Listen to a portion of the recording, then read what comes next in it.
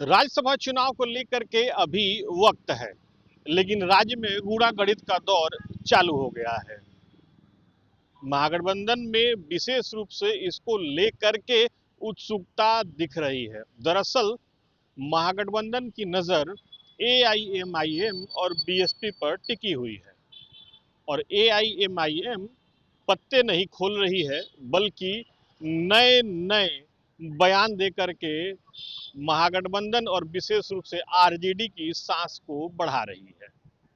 दरअसल एआईएमआईएम के पार्टी के वरिष्ठ नेता, पश्चिम बंगाल प्रभारी और राष्ट्रीय प्रवक्ता आदिल हसन ने बैक टू बैक दो बयान जारी किए।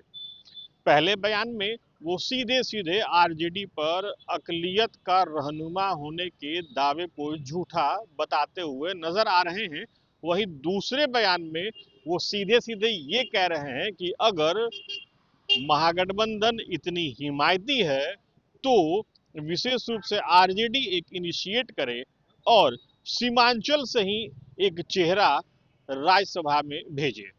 सबसे पहले आप आदिल हसन के दोनों बयान को सुनिए। अस्सलाम वालेकुम रहमतुल्लाह बरकत। दोस्तों, बुजुर्गों, अजीजों, जैसा कि आप देख रहे हैं राज्यसभा का चुनाव है और तेजस्वी यादव चाहते हैं कि अपने लोग जाएं। हम भी चाहते हैं बीजेपी हारे, लेकिन तेजस्वी जी जब आपके घर के सामने ढोल लेके गए थे तब तो आप पानी भी नहीं पिलाए थे। आज बिहार का 18% मुसलमान पूछ रहा है कि मुसलमानों को हिस्सेदारी देने में दिक्कत क्या है, सीमांचल को हिस्सेदारी देने में दिक्कत क्या है। सिर्फ वोट लेने के लिए हम बने हैं क्या? चपरासी क्वार्टर से तो हमने तो शीश महल आपके ऊपर पहुंचा दिया, आपके पिताजी को चीफ मिनिस्टर बनाया, माताजी को बनाया, दोनों मामा जान को बना दिया, आपको बनाया, आपके भाई को बनाया।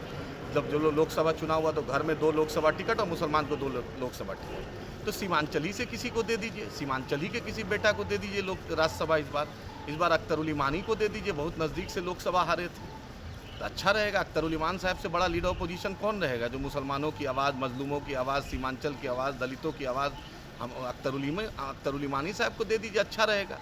आप देखिएगा कि जलवे से अख्तरुल इमान साहब बिहार का प्रतिनिधित्व करेंगे। वो जो हरियाणा का मुंशी मैनेजर से तो बेहतर ही रहेगा, जो ट्विटर पे आपको लिख के देता है, जो फेसबुक में आपको लिख देता है, जो एक और हरियाणा के मुंशी मैनेजर जो जमा करके रखे हैं उनसे तो अच्छा अख्तरुल इमान बिहार का बेटा। आप शरद यादव जी के परिवार को दिया नहीं, अशफाक करीम साहब की जगह पर आपने मुंशी मैनेजर को दे दिया। तो मुझे उम्मीद है कि हरियाणा से अच्छा बिहार का सीमांचल का बेटा, पहली बार कोई सीमांचल का बेटा राज्यसभा जाए।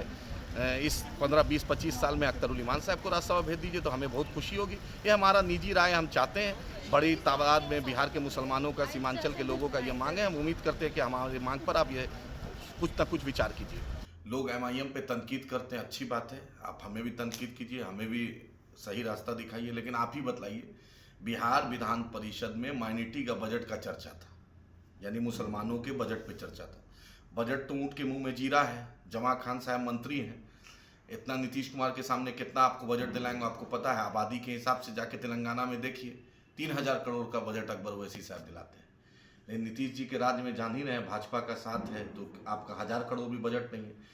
लेकिन उससे खास आप जो बार बार महागठबंधन का जो आप लोग राग अलापते हैं, तो आज विधान परिषद में पता कर लीजिए, राजद का, कांग्रेस का कोई एमएलसी नहीं था, कोई बोलने वाला नहीं था। न सिद्दीकी साहब थे जो रमजान में टोपी लगा के रहते हैं, घर में अभी तरावी कर रहे हैं, लेकिन आपके बजट पे जिसके लिए तनख्वाह मिलता है, जिसके लिए विधानसभा जब चलता है तो अलग से तनख्वाह मिलता है, तो विधान परिषद में न सिद्दीकी साहब बोले, न फारूक साहब बोले, न जो आप एक ठो जो है तेजस्वी जी के ताबीज बाबा जो कारी शोएब साहब हैं वो भी नहीं बोले, समझे?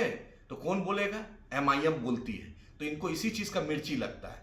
आपने देखा प्रवासी मजदूर पे सबसे ज़्यादा अख्तरुल इमान साहब बोले, आपने देखा जब नदी कटान के मामले में तौसीफ साहब बोले, आपने देखा कि जब मदरसा की बहाली नहीं हो रही थी तो सरवर साहब ने बोला बहाली शुरू हुई, आपने देखा कि स्वास्थ्य के मामले में जो स्थिति बद से बदतर सीमांचल में थी, बायसी हो, अमोर हो, डगरवा हो, रोहटा हो, बलरामपुर हो, बारसोई हो, चाहे आपका जोकी, अररिया, नरपतगंज हो, कहीं भी हो, तो गुलाम सरवर साहब ने बोला, देखिए फिर स्वास्थ्य मंत्री ने अटेंशन दिया। उसके बाद आपने देखा कि बीएड कॉलेज का मामला, अंचल का मामला, ब्लॉक का मामला में मुर्शीद भाई बोले।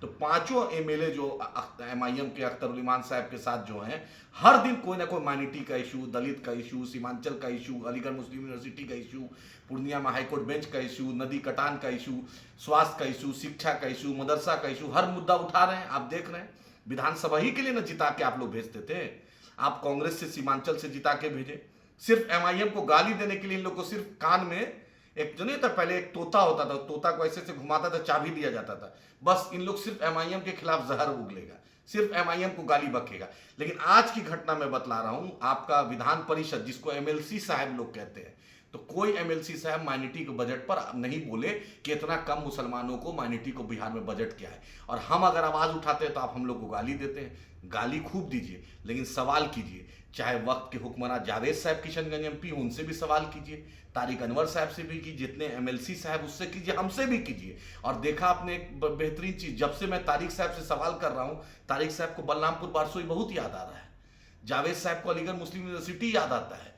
तो यही है एमआईएम की ताकत, यही आपकी पार्टी है, आपका झंडा है। मजबूत करते रहिए, इंशाअल्लाह ताला इन लोग को भी चाबी देते रहेंगे, इन लोग के भी फिर मुंह से आवाज निकलेगी, अल्लाह ने चाहा।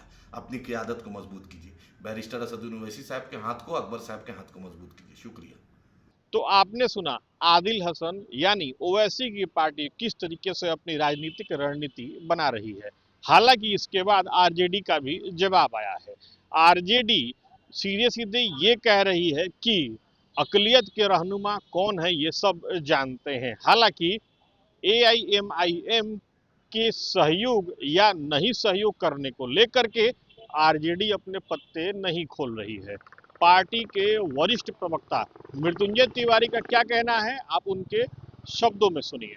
देखिए, हमारी पार्टी धर्मनिरपेक्षता का पैरवी कर रही है, सबको पता है। सांप्रदायिक शक्तियों के खिलाफ मजबूती से लड़ाई किसने लड़ी है पूरे मुल्क में और राज्य में, इसके लिए किसी के प्रमाण की जरूरत नहीं है। जनाब अब्दुल बारी सिद्दीकी साहब हों या हमारी पार्टी के अन्य अल्पसंख्यक जो हमारे माननीय हैं, वो सब मजबूती से सांप्रदायिक एजेंडों के खिलाफ आवाज उठाते रहे हैं और अल्पसंख्यक भाइयों के कल्याण की योजनाओं के लिए लगातार सरकार पर दबाव बनाते रहे हैं। और आज हमारे साथ अल्पसंख्यक भाई हैं। एआईएमआईएम का कहना है कि आप लोग जो है राज्यसभा चुनाव के लिए उनसे सहयोग की बात कर रहे हैं, तो क्यों नहीं सीमांचल से ही। देखिए, अब कौन क्या कह रहे हैं नहीं कह रहे हैं, समय आने पर सब बातचीत होगी, शीर्ष नेतृत्व से बात होती है। अब ये सब चीजों पर क्या प्रतिक्रिया दी जाए। तो आपने सुना किस तरीके से ओवैसी की पार्टी की तरफ से बयान जारी होता है और आरजेडी उसका काउंटर करती है। बहरहाल राज्यसभा चुनाव को लेकर के अभी वक्त बचा हुआ है, लेकिन जिस तरीके से बयानबाजी का दौर चल रहा है, ये चुनाव भी ऐसा लग रहा है कि आने वाले दिनों में आंकड़ों के आधार पर और दिलचस्प होता जाएगा। सुहेद कुमार, टीवी 9 डिजिटल, पटना।